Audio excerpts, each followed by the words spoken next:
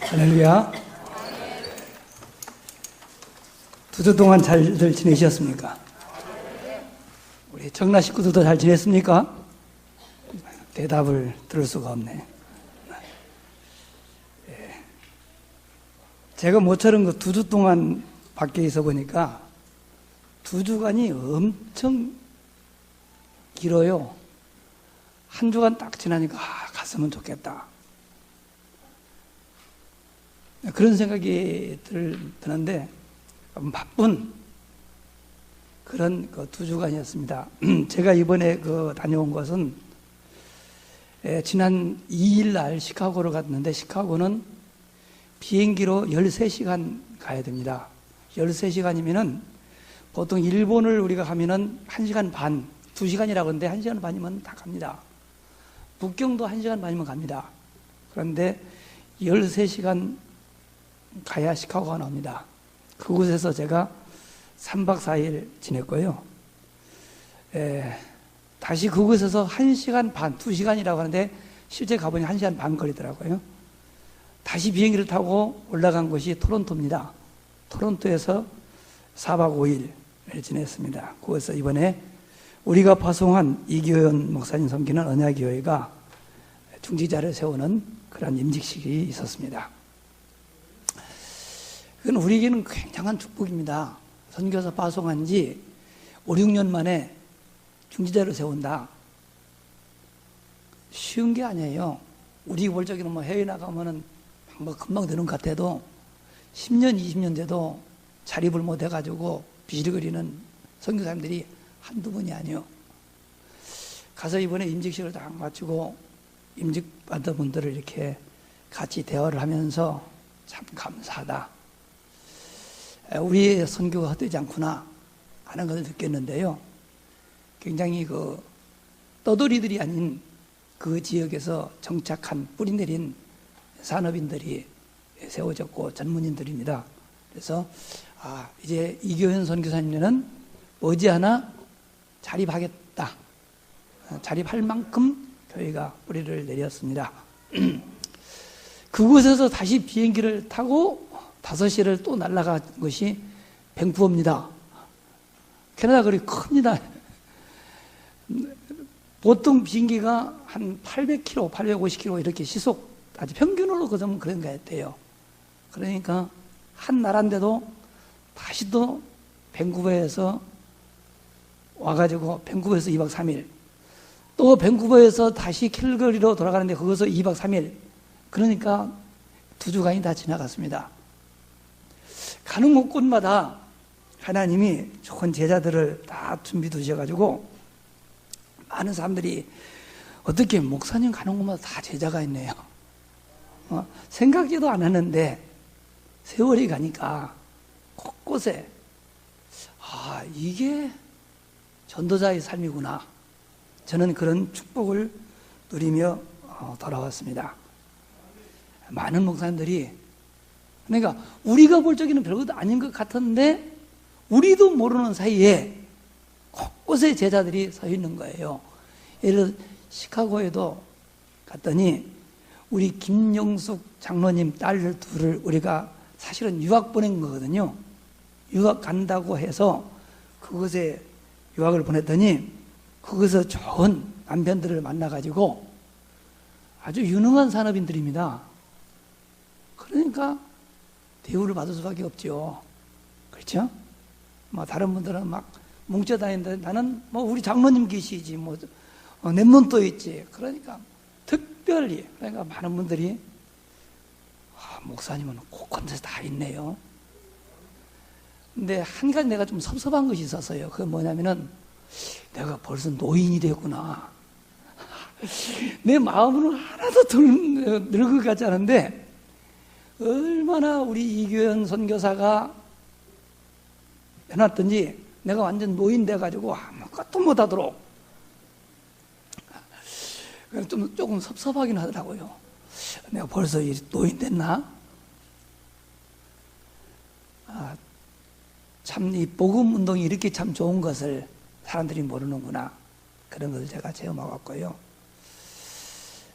정말 우리 교회는 소망 있는 교회입니다. 그래서 하나님이 우리를 캐나다 담당하게 하셨는데 꼭 이규현 선교사만 기도는 꼭 이규현 선교사만 기도하네. 아닙니다. 캐나다에 10분의 선교사님이 계십니다. 근데 우리는 그분들 오시면 섭하지.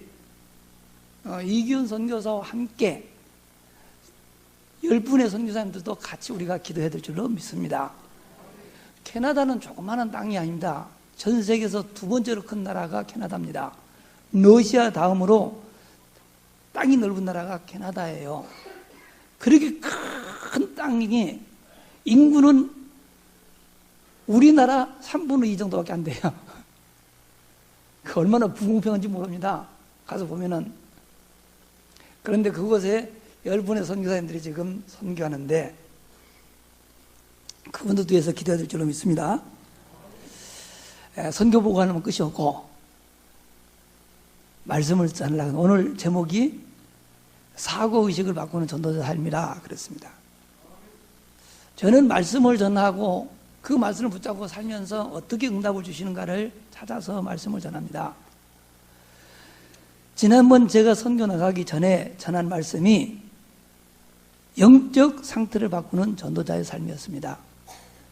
전도자의 삶을 살면은요, 먼저 영적 상태가 바뀝니다.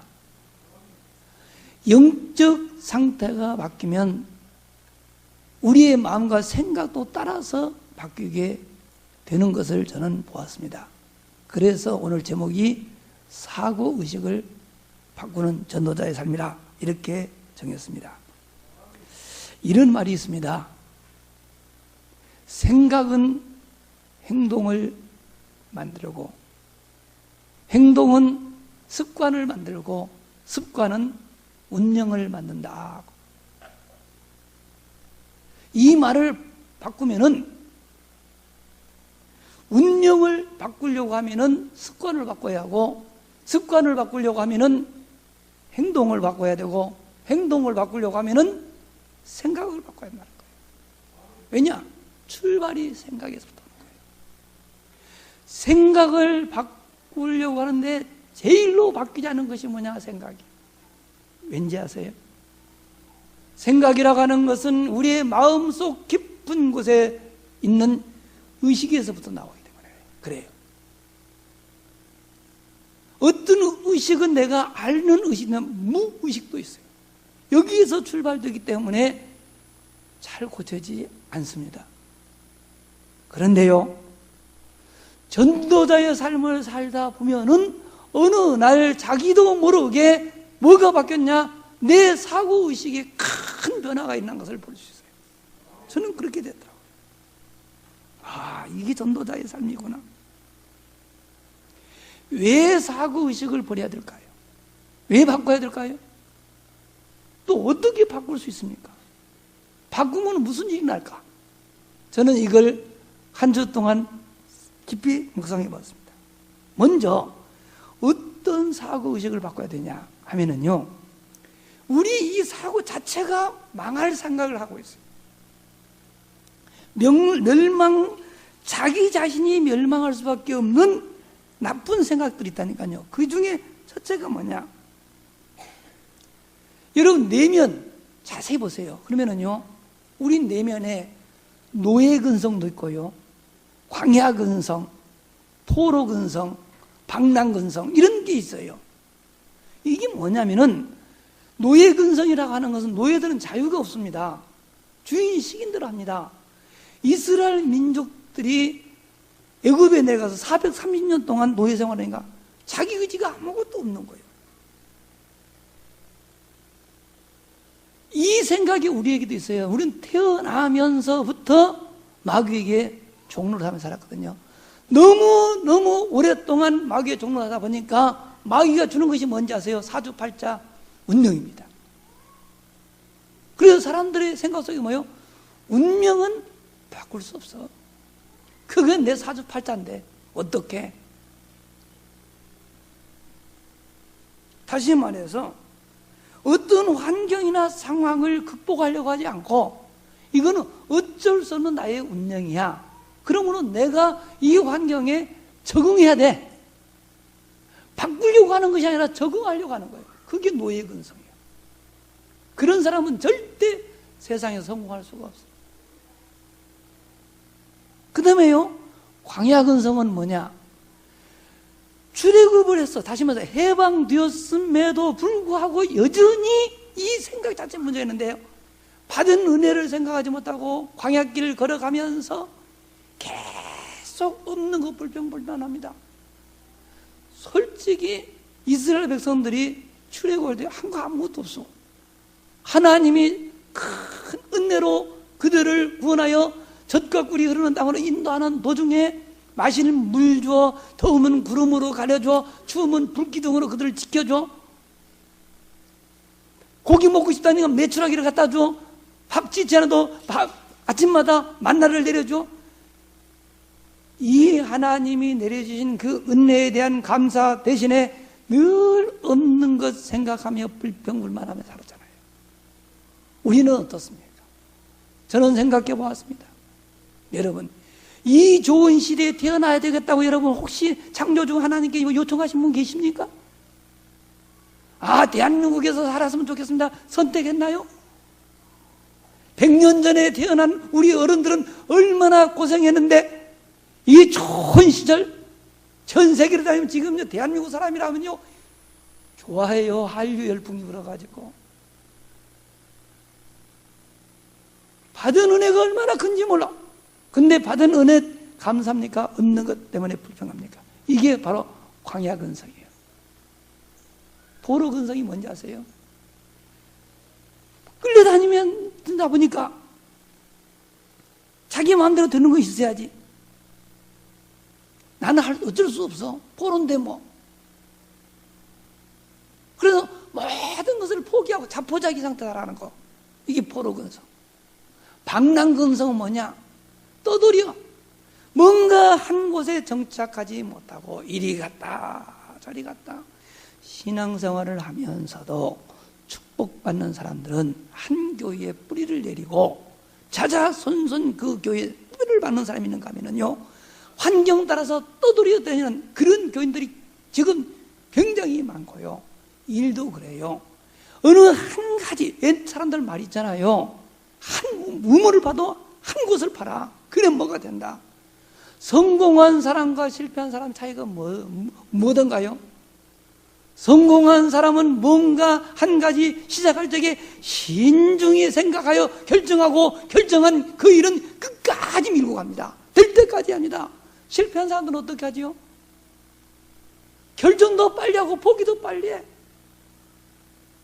이게 이제 방랑기 근성이에요. 뭐 하나 끊기게 하는 게 없어. 조금만 하다가 안 되면은요 포기. 그리고 새판 짜고 또 포기하고 뭐하고. 그래가지고 성공하신 분들 봤어요? 없어. 이게 우리를 망하게 하는 이 생각이에요. 또 나쁜 거 있어요. 그게 뭐냐?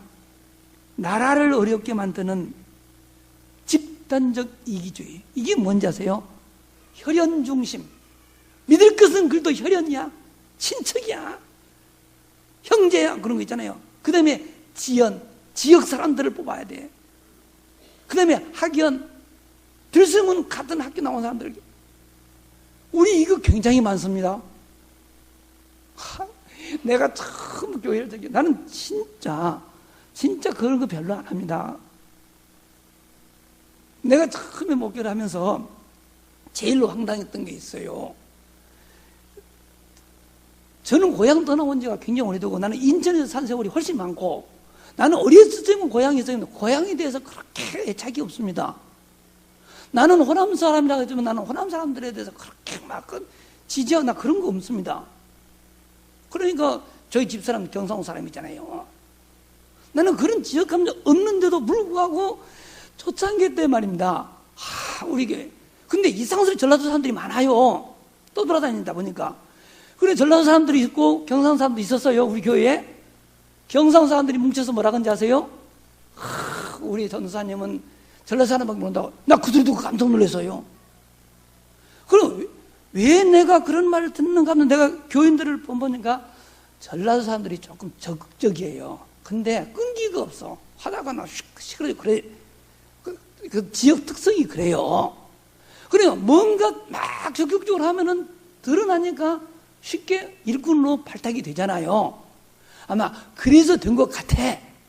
나는 그전은 몰랐는데 나중에 그 말 듣고 보니까 맞아. 전라도 사람들이 꽉 찼어요.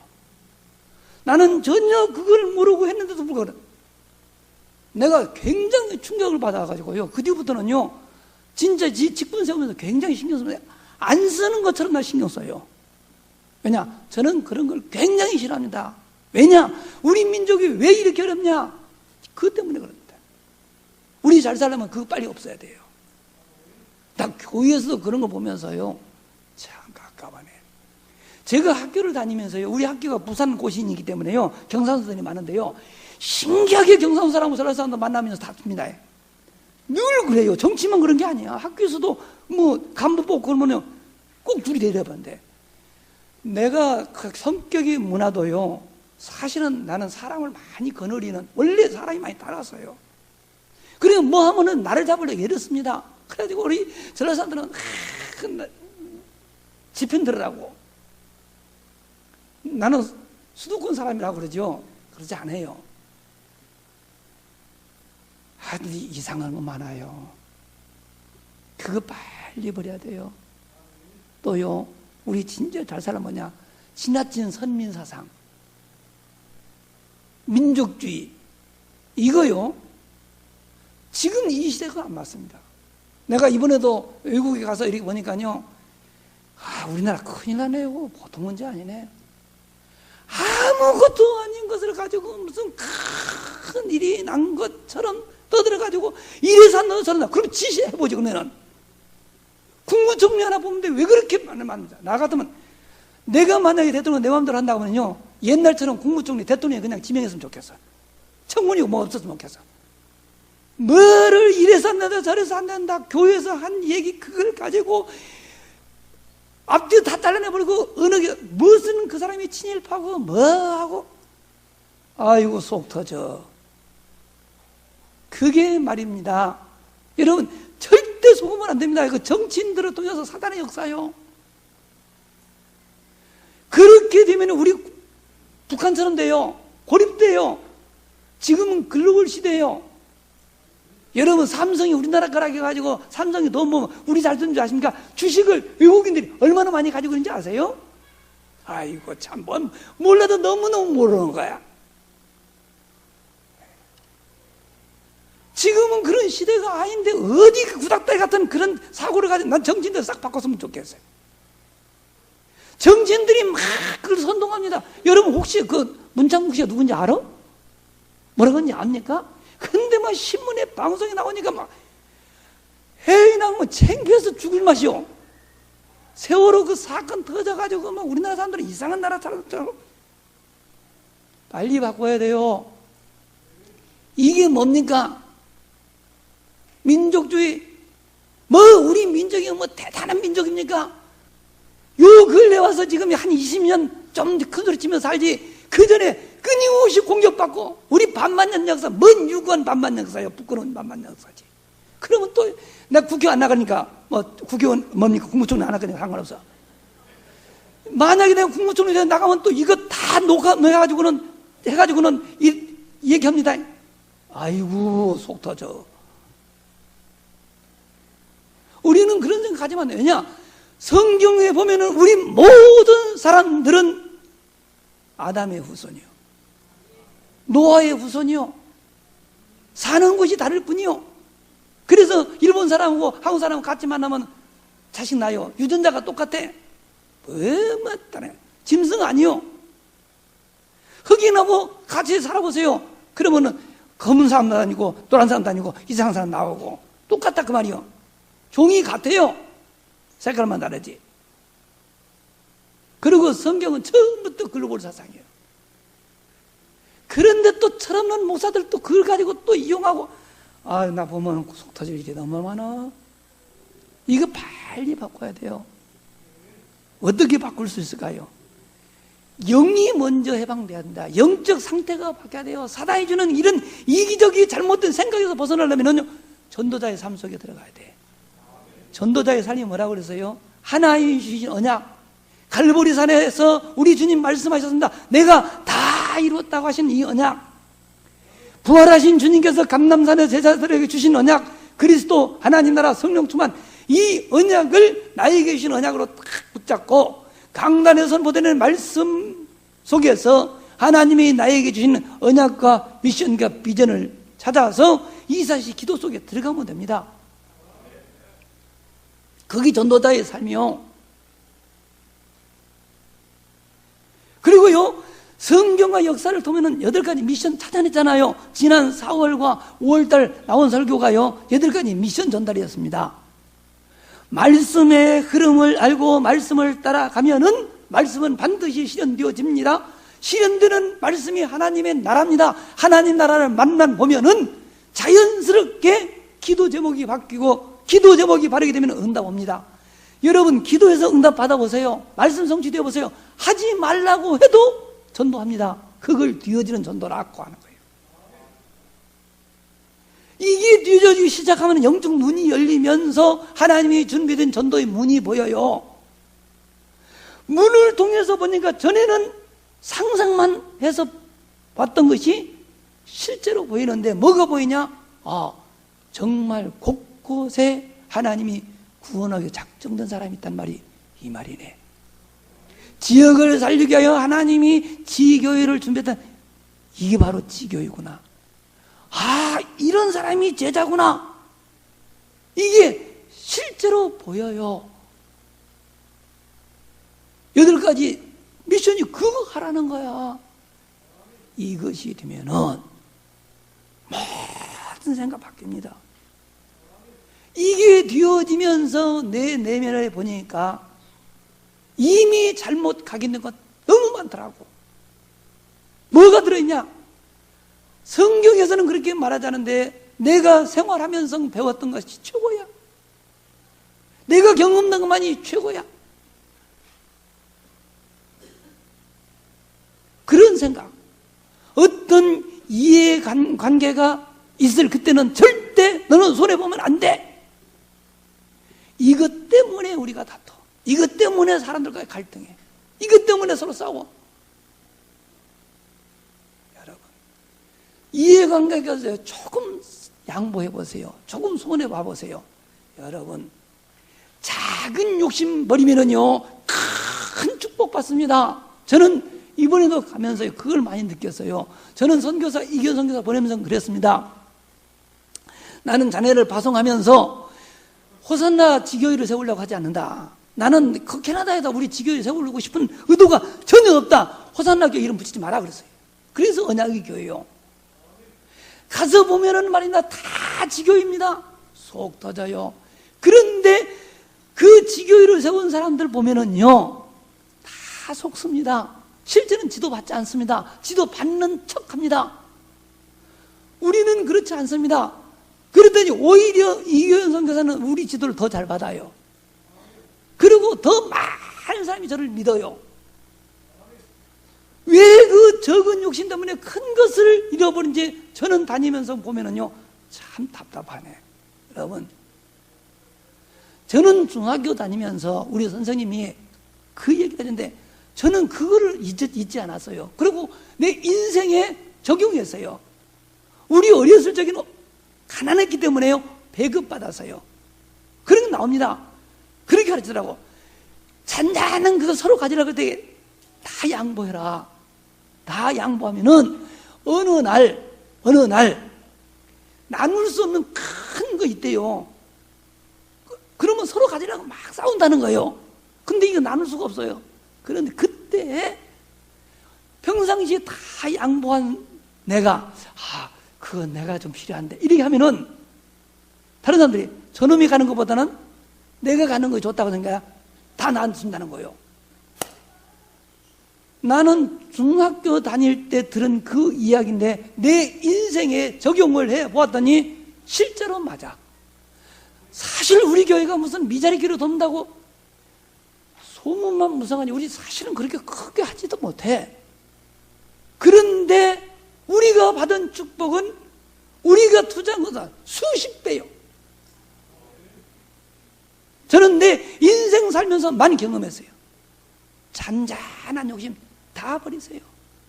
손해보세요. 그러면은요, 하나님은 절대로 우리를 손해나게 하지 않습니다. 욕을 싹 버리는 거예요. 그러면 됩니다, 여러분. 아무것도 아니야. 내 마음속에 이미 내가 최고라는 생각 버리세요. 나는 전도자의 삶을 통해서 이게 바뀌어진 거예요. 여러분, 바뀌어지면 어떻게 되는지 아십니까? 생각이 바뀌면은요, 어느 날 나도 모르는 사이에 나는 이 시대에 꼭 필요한 사람으로 되어 있어. 아, 나야말로 정말 이 사람 필요한 사람이구나. 왜냐? 나는 지금 역사의 주인이신 하나님의 자녀요. 나는 이 시대 살릴 전도자요. 우리 후대들을 위한 발판이야. 어느 날 보니까 내가 그런 중요한 위치에 있고요. 내가 하는 이 전도자의 삶을 전하는 이 업이, 이 일이, 이게 먹고 사는 직업이 아니야. 하나님이 가장 원하는 일이 돼 있어. 가치가 있어. 보람이 있어. 그러니까 행복한 거예요. 여러분, 행복이 어디서 나온지 아세요? 내가 하는 그 일 속에서 보람을 느낄 때예요. 아, 이게 좋은 걸 왜 모르지? 그러면요, 기능도 이게 다 복음 전하라고 하나님 나에게 주셨구나. 이렇게 깨달음이 오는 거야. 하나님을 위해서 쓰임 받으면은요, 보람이 있습니다. 여러분, 빨리 축복 받으셔가지고 저 선교 여행할 때 한번 따라다니셔야 된다니까. 나는 참 그게 안타까운 거예요. 누가 따라다니면 증명이 있어야 돼요. 이렇게 되면 자존감이 탁 생겨요. 자존심하고 자존감하고는 달라요. 자존감은 뭐냐? 자기 자신에 대한 자부심이야. 야, 내가 누군지 아냐? 이 자존감이 높은 사람은요, 절대 사람들에게 상처 안 받습니다. 아시겠어요? 웃습니다. 자, 저 사람이 나를 모르구나. 오히려 기도하게 됩니다. 자존감이 낮은 사람일수록 사람들은 상처를 받아요.